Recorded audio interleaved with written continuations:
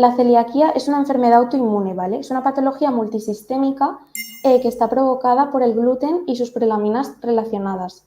Esto ocurre en individuos genéticamente susceptibles que presentan determinados haplotipos, los HLA-DQ2 o el DQ8, que después lo desarrollaremos un poquito más, y se caracteriza por la presencia pues, de ciertas manifestaciones clínicas que son dependientes de la ingesta de gluten.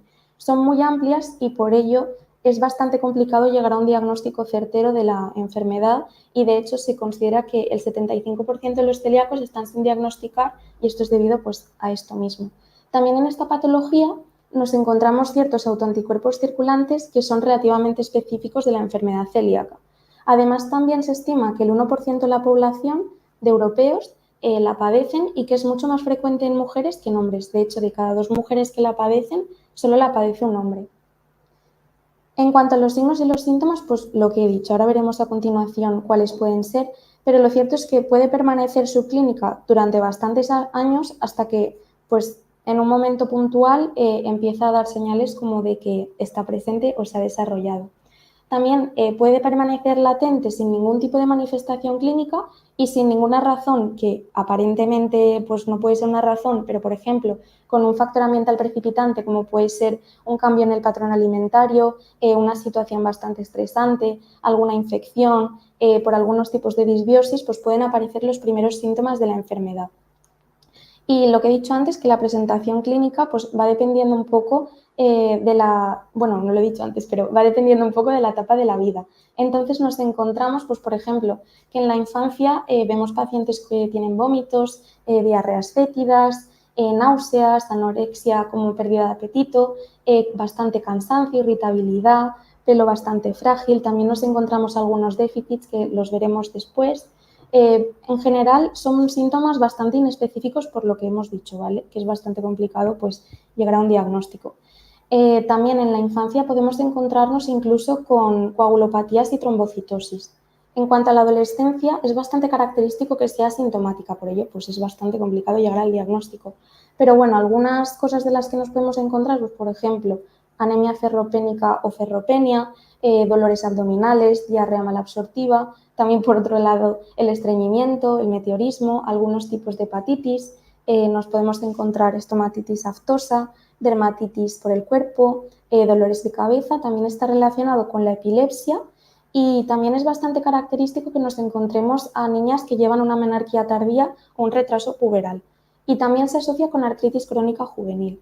Después, en la edad adulta, pues también podemos encontrarnos síntomas de tipo digestivo como una diarrea malabsortiva, pero también podemos, por otra parte, encontrar ciertos signos o síntomas como apatía, irritabilidad, depresión, cansancio, como inapetencia, también pérdida de peso que no se explica por ningún otro factor. También, pues lo que hemos dicho de adolescentes, pues en la edad adulta también ocurre como la anemia ferropénica y también podemos encontrarnos a nivel de osteoporosis, artritis o artralgias y también, por otra parte, es bastante característico encontrarnos con mujeres que han tenido abortos de repetición e infertilidad.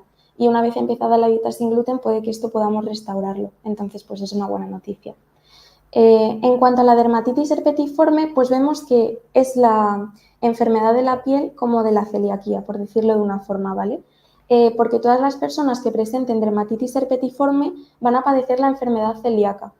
Esta enfermedad se caracteriza por la presencia en la piel de lesiones cutáneas como ampollas, inflamaciones, ronchas, como mucho picor, y sobre todo se ve en codos, rodillas, sacro y cuero cabelludo. Esto un dermatólogo lo que puede hacer es una biopsia, una toma de muestra de las lesiones cutáneas y observarlo a nivel histológico con el microscopio, ver si puede ser característico y también mediante una inmunofluorescencia directa podemos buscar unos autoanticuerpos que vemos en la celiaquía y que nos confirmarían que efectivamente estamos ante una celiaquía porque hemos visto la dermatitis herpetiforme. Y lo que he dicho, que es la manifestación cutánea de la celiaquía. Pero esto no significa que todas las personas con celiaquía vayan a padecer dermatitis herpetiforme, ¿vale?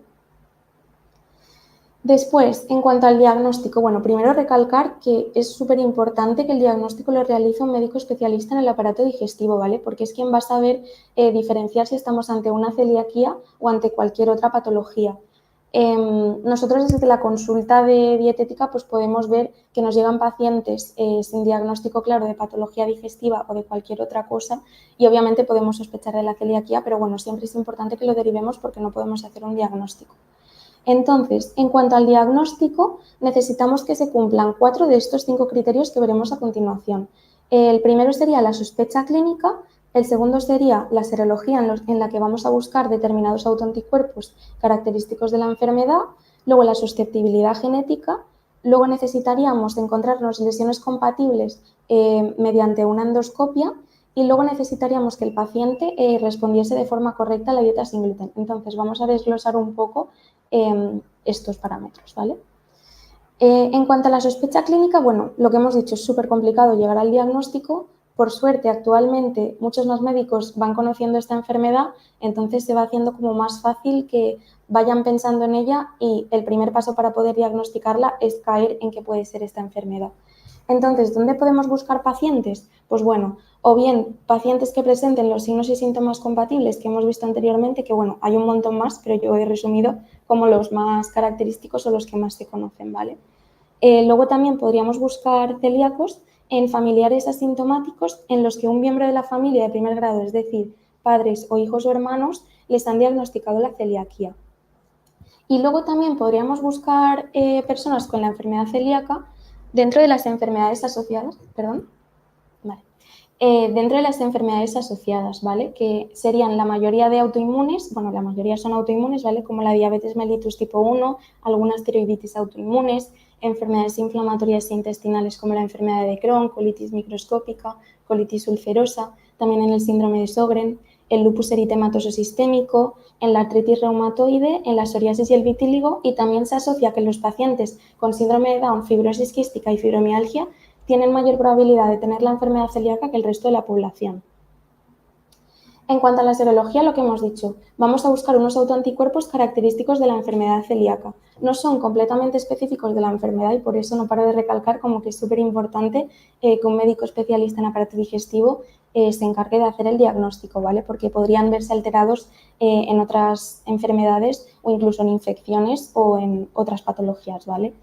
Entonces, para la serología y también para lo veremos posteriormente, para la biopsia va a ser necesario que el paciente esté comiendo gluten, ¿vale? Para evitar falsos negativos, porque estos autoanticuerpos son dependientes de la ingesta de gluten.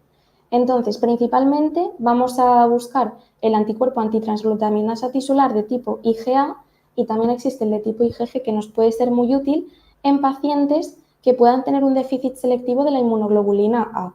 Entonces, va a depender muchísimo a quién vamos a pedir ciertos anticuerpos, pero bueno, también lo que he dicho, que pueden ser positivos en otras enfermedades autoinmunes, también en enfermedades hepáticas y en algunas infecciones.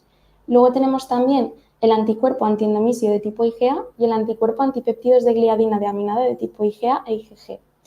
Es importante destacar que una serología negativa, o sea, que estos autoanticuerpos nos den negativo, no significa que la enfermedad no esté presente, ¿vale? Porque pueden haber algunas causas en las que veamos una serología negativa o unos títulos bajos de estos autoanticuerpos.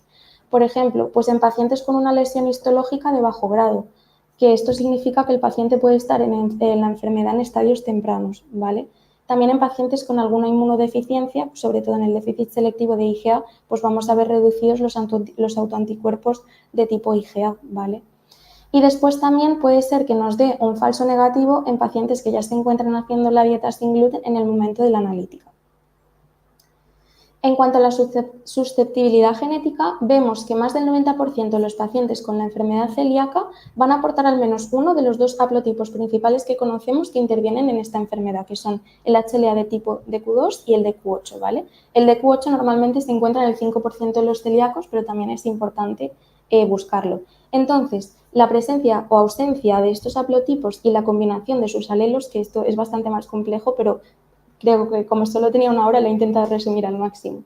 La combinación de estos va a determinar el riesgo genético individual de la persona de desarrollar la enfermedad celíaca. Es decir, no significa que a ti te midan estos haplotipos y si tú los tienes ya eres celíaca. No, ¿vale? Entonces vamos a ver si tu riesgo a padecer la enfermedad es muy alto, alto, moderado, bajo o sin riesgo.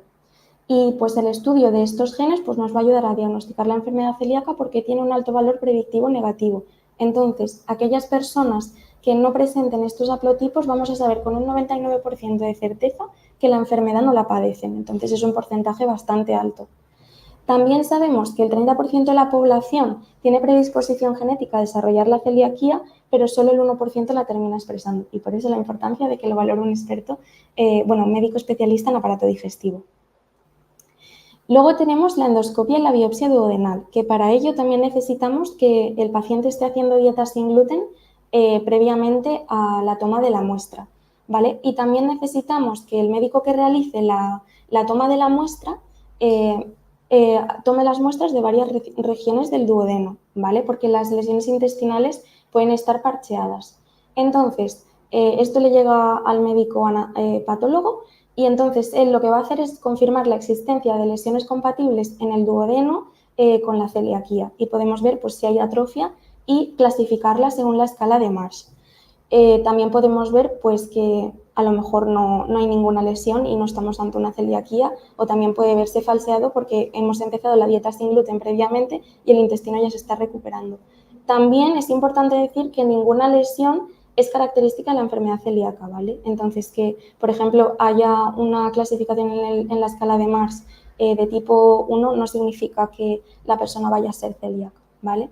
También conocemos la citometría de flujo aplicada a esta prueba en concreto, que lo que consiste es un recuento y clasificación de las células según sus características morfológicas. Y en este caso lo que queremos estudiar son las subpoblaciones de linfocitos intraepiteliales de la mucosa, porque hemos visto que existe un patrón celíaco, ¿vale? Se llama así, pero que se llama así básicamente. Entonces, esto lo que nos permite es una elevada precisión diagnóstica porque incluso con las personas que están ya con una dieta sin gluten, este patrón celíaco va a seguir estando. Entonces, nos puede ser muy, muy útil en pacientes que hayan dejado el gluten y ya pues no lo quieran reintroducir, que lo entiendo completamente. También puede ser útil en pacientes que tienen una serología negativa o en pacientes que tienen un MARS tipo 1 o tipo 2 y que son un poco dudosos, pues para confirmar este diagnóstico. Esta prueba es ideal, lo que pasa que en España de momento todavía no la tenemos en todos los hospitales. Entonces, pues bueno, sería genial que poco a poco vaya llegando a todos los hospitales.